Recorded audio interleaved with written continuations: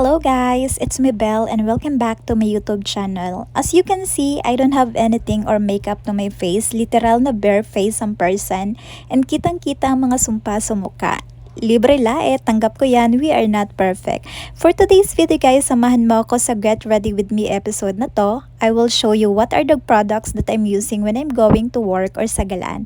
Gumagamit pala ako ng headband guys para hindi napupuntang hair sa face ko. Okay, let's start! First guys, I'm using this cotton pads and toner from Luxy Organics. It helps reducing the appearance of dark spot caused by sun damage.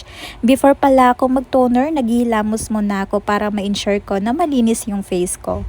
Disclaimer lang guys, ang mga product na ginagamit ko at ipapakita ko sa inyo ay hindi po sponsor. These are my skincare and makeups na ginagamit ko everyday. Kita nyo, wala akong nakuhang dumi sa face kasi maganda yung face wash na ginagamit ko. After toner, next is serum. I'm using Garnier serum guys if I have redness or dark spots sa face. Tulad ngayon na may mga redness ako sa face. Kita nyo naman, ubos na siya at sinasaid ko na lang. Ganito ko siya i-apply sa face, then imamassage ko lang face ko para ma-absorb nito yung serum. Sobrang ganda talaga ako dito sa serum ng Garnier kasi it helps brighter and also it can help to fade your dark spot or redness in just 3 days. This product is tested on all skin tones. After ko gumamit itong serum, nafe-feel ko talaga yung softness ng skin ko. By the way guys, naglalagay pala ako ng lip balm sa lips ko para hindi siya dry while I'm doing my makeup. Next, I'm using my favorite Skintific brand of moisturizer. Ganito ako mag-apply ng moisturizer sa face ko.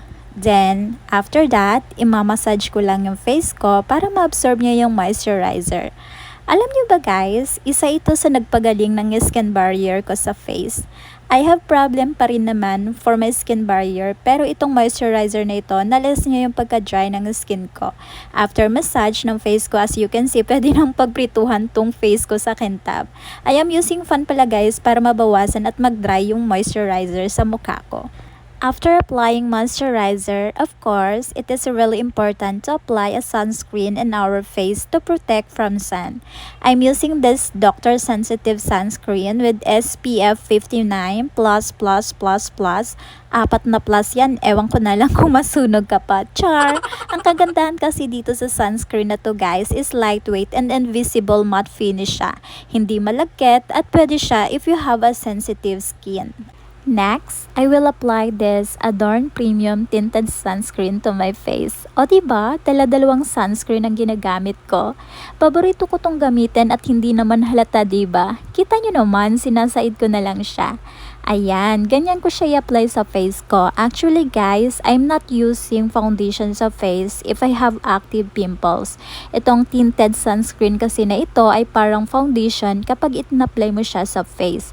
It can adapt your skin tone and for all skin type na rin siya. Ayan, gamit tayo ng fan para mag-dry agad. Ba't bang hilig ko ganito? Pagpasensyahan nyo na. Ito pala guys is concealer but I'm not using it right now. Pero sa totoo lang, sobrang dalang ko gumamit niyan. Bayain ang kitang sumpa sa mukha. Next, I'm using this liquid blush in a shade of Sakura from EZTK. But I will not applying it to my cheeks. Blush talaga siya guys. But ako kasi dito ko lang siya i-apply sa baba ng eyes ko para makover lang yung pagka-dull and dark ng skin. Yung iba ginagawa tong foundation kasi kakulay lang ng skin. Parang walang namang nagbago.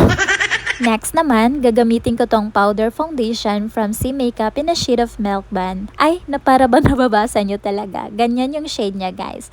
May kasama na siyang puff. Kapag in-apply ko to sa face ko, dinidiinan ko yung puff sa mismong powder para madami yung makuha. Then tap ko lang muna siya sa face ko. Like that. Tingnan nyo naman ang coverage, sobrang pakak. Alam nyo ba guys, itong powder na to is for acne prone skin. It can help blur the appearance of pores and oil control.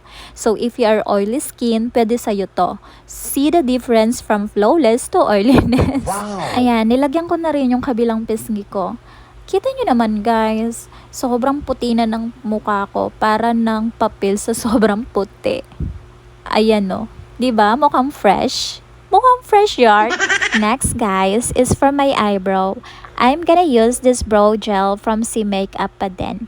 Ganito yung itsura niya. There is two kind of brush. One is hard and other is soft. Ganito ko siya gamitin. Binabrush ko lang siya sa eyebrow ko pataas na para bang may nababrush. Tapos, itong hard brush, ewan ko, di pwede sa kilay ko. Para saan ba kasi ito?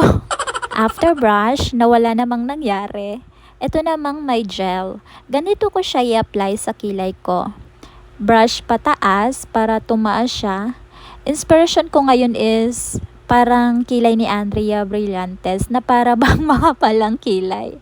Sobrang nice itong brow gel na to guys kasi hindi siya nagwa-white cast after niya magsettle or matuyo unlike sa ibang brand na nagamit ko. Nako, para akong nag-powder ng white sa kilay. Look at this guys, it looks natural, diba? Umuo ka. Okay, for my blush on, I will use this in the shade of Lollipop. May kasama na rin tong puff and ganito yung pagka-pink niya. All-time favorite ko tong blusher na to guys kasi kahit haggard ako, it can help looks. I'm fresh when I'm applying this. Legit. Hala, parang napadami sa kabilang pisngi. Pantayin ko lang. Konti lang nilalagay ko kasi sobrang pigmented nito at matagal mawala sa face kahit pagpawisan ka. Look, fresh ba akong tingnan? Parang di naman. Next is itong cluster eyelash extension. I have 3 eyelash extension here. Itong isa manipis na version at itong dalawa is makapal na version. May kasama na din tong tweezer. Gagamitin ko ngayon ay itong makapal. I'm gonna show you guys kung paano ko siya ilagay sa pilik mata ko. First, hawakan ko lang yung taas ng talukap ng mata ko, then ididikit ko na yung eyelash extension. By the way guys, no need na lagyan ng glue to kasi glue-free na siya. Tapos, pikit lang ako ng madiin para dumikit talaga yung eyelash extension.